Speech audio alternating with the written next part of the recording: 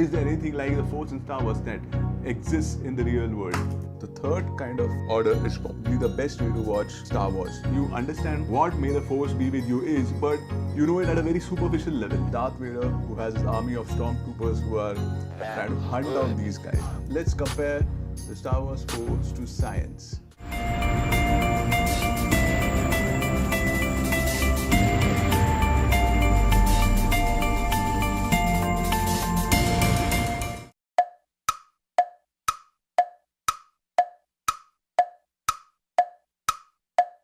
What's up, guys? Welcome to Not Rocket Science, and this is Al. And I mean, this is the first video that I'm going to be putting out on this channel, and I'm clueless about how this channel is going to go forward. But this channel is all about science, like the title of the channel says.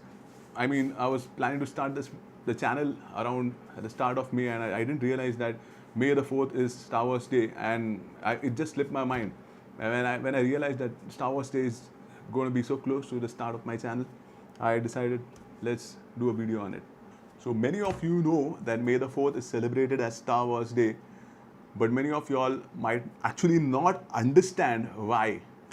Okay, so there are people who always share these images saying May the 4th be with you, and you are clueless as to why are they sharing these images.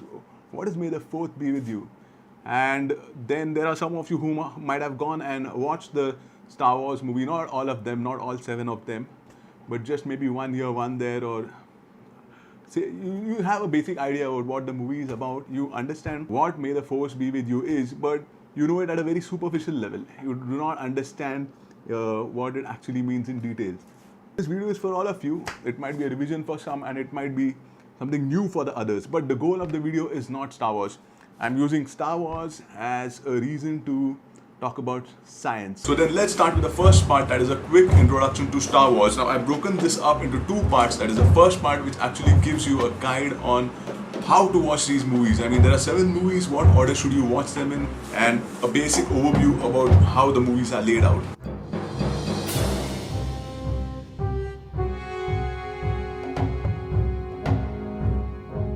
The first movie that was released in 1977 was A New Hope, that was episode 4.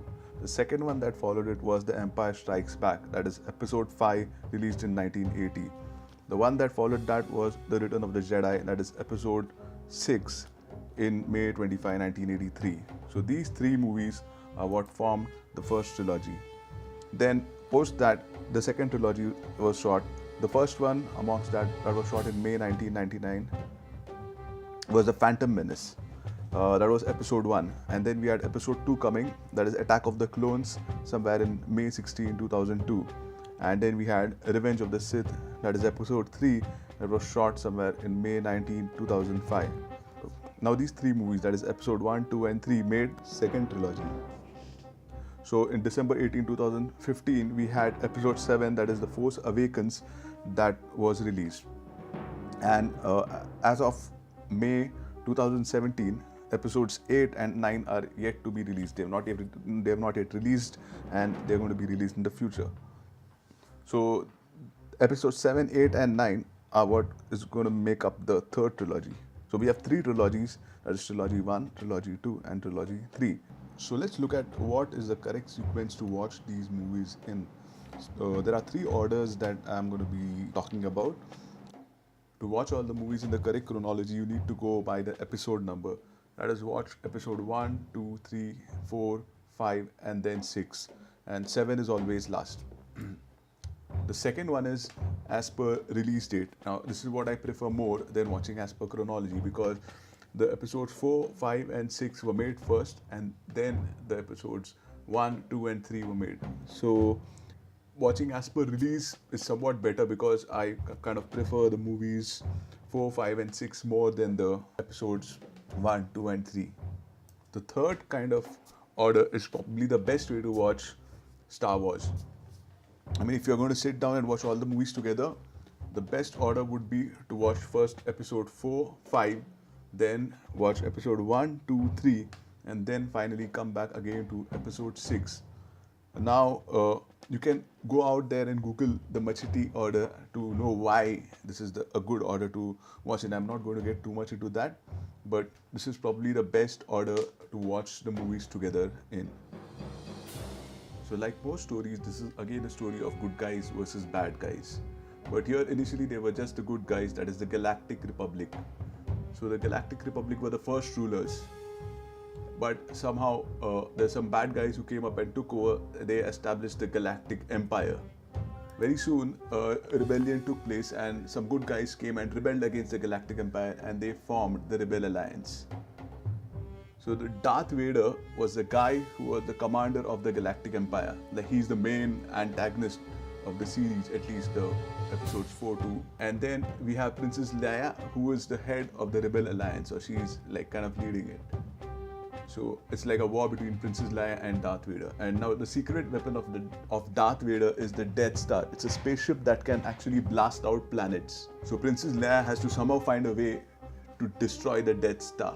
And she actually does that. She actually makes a plan to destroy the Death Star and she hides it in a droid. Actually, she hides it when she's being captured. Darth Vader somehow manages to capture Princess Leia, but she hides the plans to destroy the Death Star in R2-D2, the droid called R2-D2. And that is Princess Leia captured by the Galactic Empire. So I'm going to put her on this side and mark her as captured. Now the plans are with R2-D2. So R2-D2 somehow manages to escape the planet. And there he meets Luke Skywalker. Somehow they come together. And then the next person that they meet is Obi-Wan Kenobi. So these three, that's what happens. The sequence of events in the movie, these three somehow end up together. And on the other side, there's Darth Vader, who has his army of stormtroopers who are trying to hunt down these guys. I'm not going to get into the details of the story.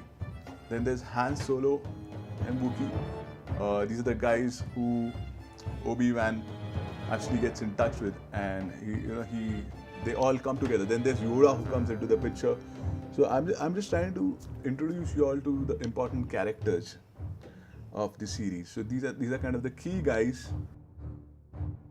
Then finally Princess Leia is rescued in the course of events, and there's C-3PO, another droid, and there's Darth Sidious, who's the main leader. He's kind of the guy who's the boss of Darth Vader. So they're on one side and there are these other characters on the other side. So I just want to kind of lay out the teams. But now let's look at some of the characters who have some special abilities here. So there's Luke Skywalker, Obi-Wan and Yoda, who are the Jedi Knights, and there's Darth Vader and Darth Sidious, who are the Sith Lords. So they are kind of different from the other guys, and what makes them different is something that makes these different. That's the Force. So finally we have come to the Force.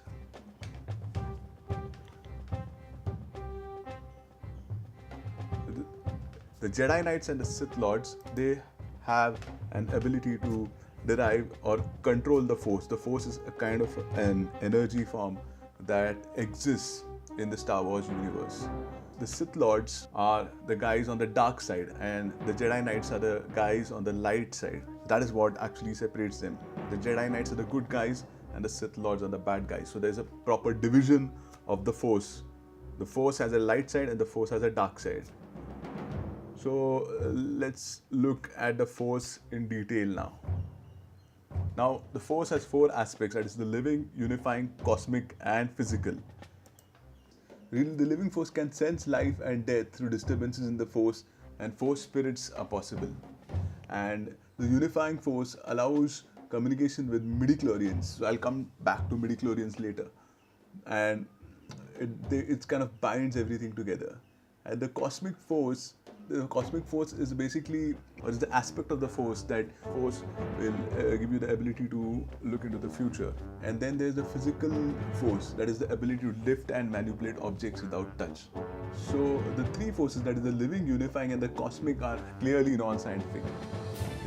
These forces are more of a spiritual nature. So science will, we are not even considering it. The only aspect of the force that is having some relation to the real world force, that is this physical force, the ability to manipulate objects. Let's compare the Star Wars force to science.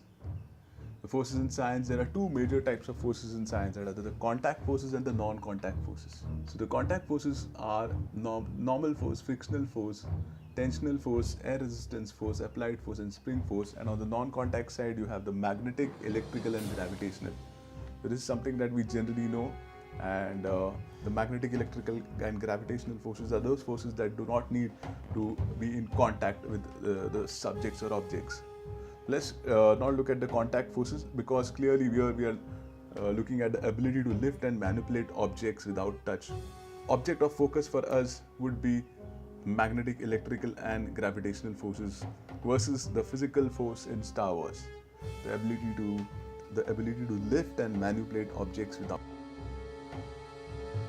And we'll be talking about the midichlorians, and we also will look at the science aspect of the whole thing.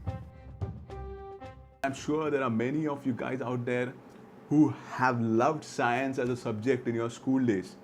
I mean, you loved it, and then it started getting bad when it started getting complicated. And then you probably did not pursue science as your main subject or your main area of study. And even if you did, you probably ended up in a place where you're doing your master's in a particular subject, and it narrows down and specializes so much that you lose out on the basics and the fundamentals, and then you end up in a job where science is actually not there in your mind or in your head. You are caught up with life, and you've lost your initial love for science. So the whole goal of this channel is to bring that love for science in you. So I'll see you guys soon with the next video, and in the meanwhile, don't forget to hit the subscribe button. And may the 4th be with you.